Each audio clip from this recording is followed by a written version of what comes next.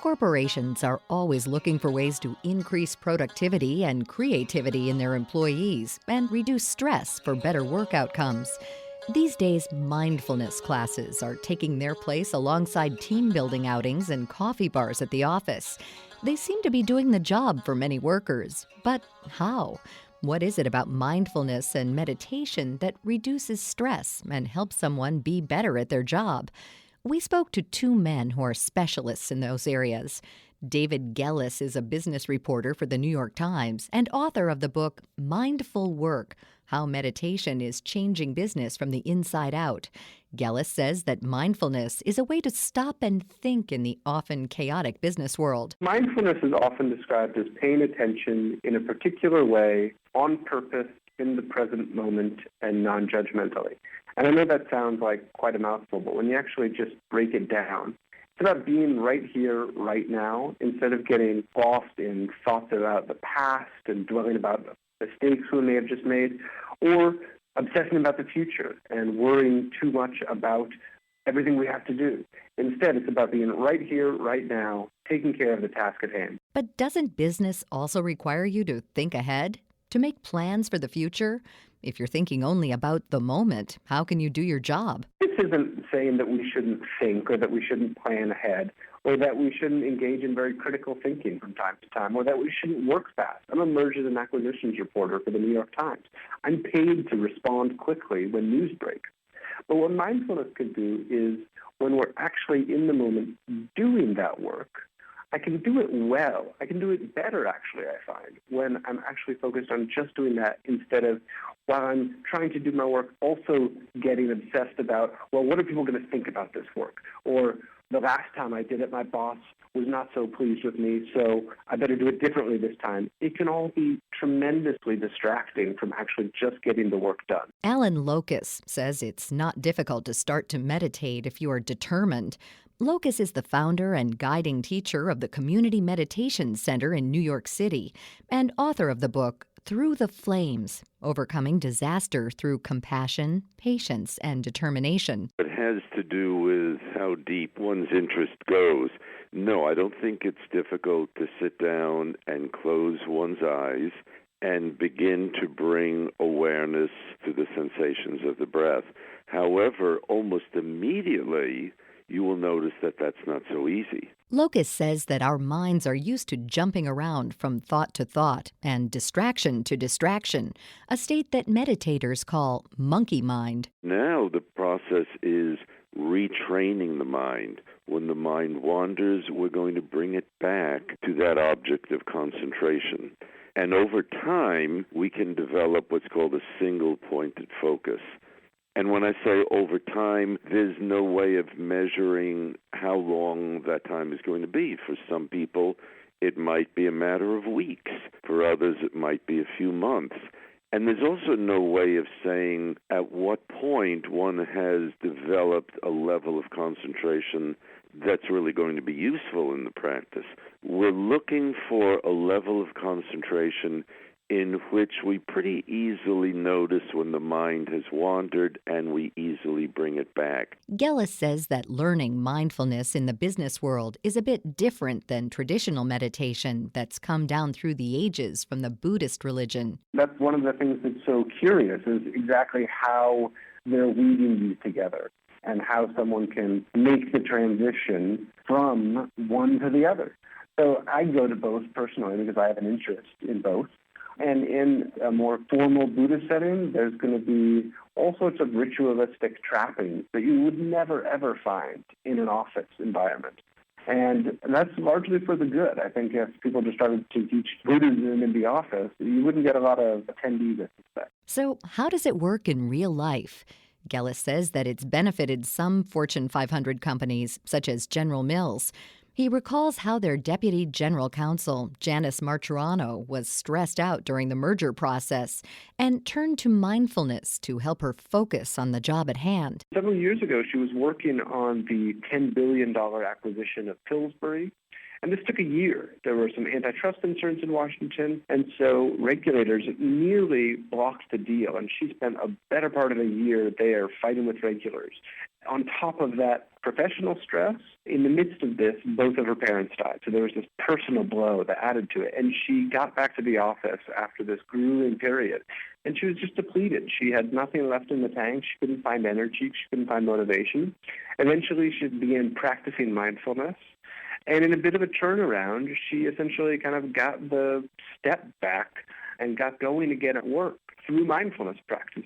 She found that it made her less compulsively dwelling on the grief that she was still experiencing. It's not that she ignored it, but it wasn't hanging up.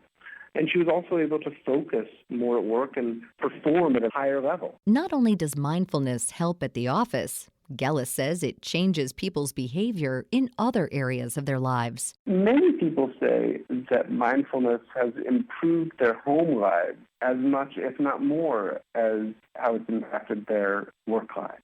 They report, and I've heard these stories over and over, that it's made them get along with their spouses better, that the time they spend with their children is more meaningful, and that the little fights, the little squabbles that for so many of us can kind of define landscape at home, just those little moments of bickering that are all too common in some domestic relationships, they tend to evaporate when people begin practicing mindfulness in a meaningful way. And that's largely because, again, you're a bit more self-aware. So rather than just snapping back, reverting to old patterns and old habits and just falling back on that witty impulse to snap back, people actually stop, pause, consider the appropriate response, and maybe respond just a bit more compassionately. As Gellis said, in many instances, the practice of mindfulness can make for happier employees. Locus cautions that it's not just a matter of bringing meditation into the office and having everyone take a class. If the motivation and the intention is about creating a more pleasant workspace, a more pleasant atmosphere, more compassionate thinking toward our employees and employers, then I think we'd be using this practice well, and its potential, I think, would then be revealed. However, if we're using motivation thinking that, well, I'll get employees to meditate and therefore I'll make them more productive and they'll want to work harder, then I'd be careful, because I think that intention is very significant. If intention is missing, we can create greater concentration, we can create greater awareness, but without a good, wholesome intention, we're not going to create mindfulness. So, how do you know if you're doing meditation or mindfulness right? Locus says that it's not important to work toward a goal of doing it right. There really isn't such a thing. There really isn't a doing it right and doing it wrong. It's just a matter of doing it. And that's kind of foreign to our Western minds, because we're very, very much a result-oriented society. So you say on one level, well, why should I do this if I'm not trying to achieve some sort of result? Or, as you just said, I'm doing it right. Well, sure, there is an overall goal in mind, whether that goal is to bring greater abiding happiness to my life and to those around me, or to deal with anger that seems to be more present than I would like, or impatience. But in the actual practice, we have to leave those goals alone and just sit and work on the practice. In his book, Through the Flames, Locus tells how meditation and Buddhism helped him heal after being severely burned in a plane crash in 2012. As the subtitle of the book says, he learned how to overcome this disaster through compassion, patience, and determination, the feelings that Gellis says he has also cultivated by practicing meditation and mindfulness. Mindfulness, I like to think, has affected just about every facet of my life. When I spend time with my 11-month-old daughter in the morning, I try to be truly present with her, and it's very easy for me to catch myself when I'm mind-wandering, if you will. At work, I do my best. I'm not always successful, but I do my best to both focus and be very attentive and be at my work and present and doing the work when I'm actually here.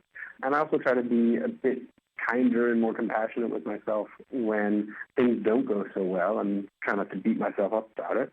And finally, I also try to be a bit more caring and kind with the people I engage with on a day-to-day basis, be they my spouse or my colleagues or my friends or my parents. And we're all trying to do the best we can, and I find that mindfulness helps me essentially take it easy on my own self and kind of give people the benefit of the doubt. You can find out how mindfulness and meditation have helped David Gellis and read the stories of how it's being used in some of the biggest corporations in the country in his book, Mindful Work, available in stores and online. He also invites listeners to his website at davidgelles.com. To learn how one man overcame a horrific disaster in his life with the help of Buddhism and meditation, pick up Alan Locus's book, Through the Flames, also in stores and online. You can also find out more about Alan and his accident on his website, alanlokos.com. For more information about all of our guests, log on to our site at viewpointsonline.net. Our show is written and produced by Pat Reuter. Our production directors are Sean Waldron, Reed Pence, and Nick Hofstra. I'm Marty Peterson. The results are in. For the treatment of nasal allergy symptoms, nothing is more effective than Nasacort. Nasacort Allergy 24-Hour is prescription-strength medicine that's scent and alcohol-free with no harsh taste. It's non-addictive and provides 24-hour relief of the worst nasal allergy symptoms, including congestion, with no prescription needed. And in a recent clinical study with Nasacort going nose-to-nose with Flonase, more people prefer Nasacort. For more information, visit nasacort.com. Nasacort. Use as directed.